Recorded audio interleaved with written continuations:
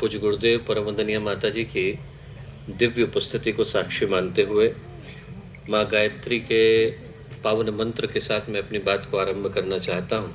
भारतीय वैदिक परंपरा, भारतीय ज्ञान परंपरा, भारतीय आध्यात्मिक परंपरा एक ऐसी परंपरा जिससे निकलने वाले प्रकाश ने इंसान के अंदर के भगवान को जगाने का काम किया।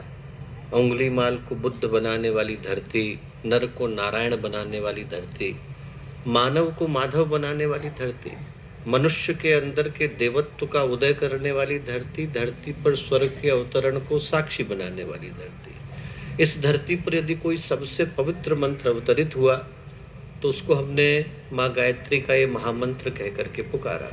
पूज्य गुरुदेव वंदनीय माता जी जिनने उसे जाकर के हर जन के हृदय में प्रतिष्ठित किया।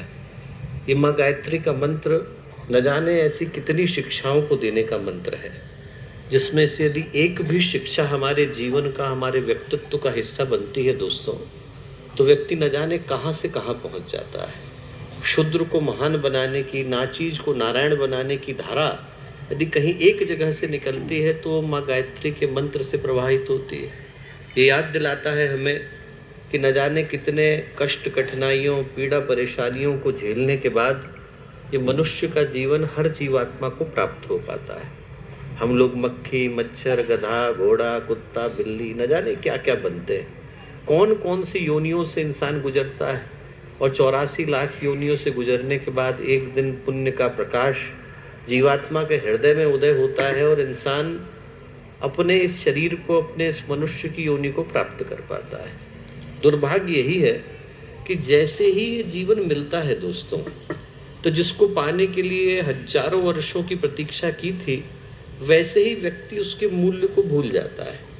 हाथ में हीरा आया और व्यक्ति कंकड़ की तरह से उसको जी करके चला जाता है।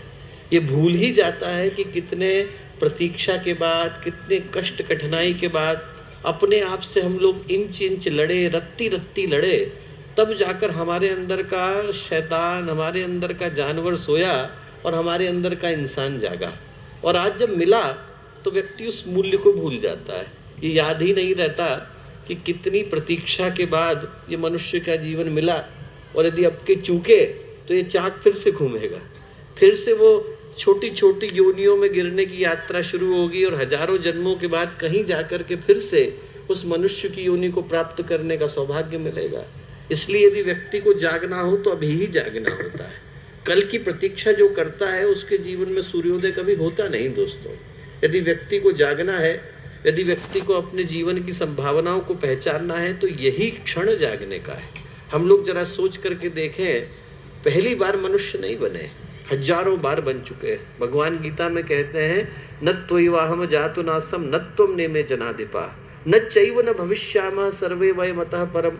कि ये जो सामने खड़े हैं ना मेरे अर्जुन, ये राजा न जाने कितनी बार आकर के खड़े हुए, न जाने कितनी बार मैं खड़ा हुआ, ऐसा भगवान कहते हैं। और एक युग में एक बार भगवान का आगमन होता है। आप जरा सोच करके देखिए कि यदि भगवान अपनी गणना हजारों बार आने में करते हैं तो हम लोगों की गिनती कहाँ गई। हम लोग तो असंख्य में पहुंचे, अनगिनत में पहुंचे, अरबों खरबों में पहुंचे। न जाने कितनी बार इस शरीर को धारण किया होगा, न जाने कितनी बार चलने की घड़ी आई होगी, और जब अंतिम सांसें निकली होंगी तो हमारी जीवात्मा कहीं कल्पी होगी, कहीं उसमें से आंसू गिरे होंगे, कष्ट आया होगा कि एक बार फिर से अवसर मिला था और गंवा के जा रहा हो। यदि हम लोग अपने मेन एग्जाम में पास हो गए होते तो आज यहाँ आकर के थोड़ा बैठे होते। आज यहाँ बैठे हैं इसका मतलब है कि बैक पेपर का एग्जाम दे रहे हैं। मेन परीक्षा में तो फेल हो गए थे, मेन परीक्षा में पास हो गए होते तो गुरुदेव बने होते, विवेकानंद बने होते, बुद्ध महावीर बने होते। आज यहाँ पर हमारी उपस्थिति इस बात का प्रतीक और इस बात का परिचय है कि भगवान ने अवसर फिर से दिया है, और जो अवसर मिला उसके सौभाग्य को पहचानना ही गायत्री मंत्र का उद्देश्य है। जिस क्षण व्यक्ति जागे, जैसे दीप यज्ञ का अवसर है, दीपक का प्रकाश आता है और प्रकाश के आलोक में उसके अंदर, उसकी छवि के अंदर, उसके प्रतिबिंब के अंदर इंसान अपने जीवन के अंधेरे को समर्पित करता है, भगवान के प्रकाश को आत्मसात करता है। वैसे ही ये घड़ी आई हम लोगों को जगाने के लिए, हम लोगों के अंदर की चेतना को उठाने के लिए।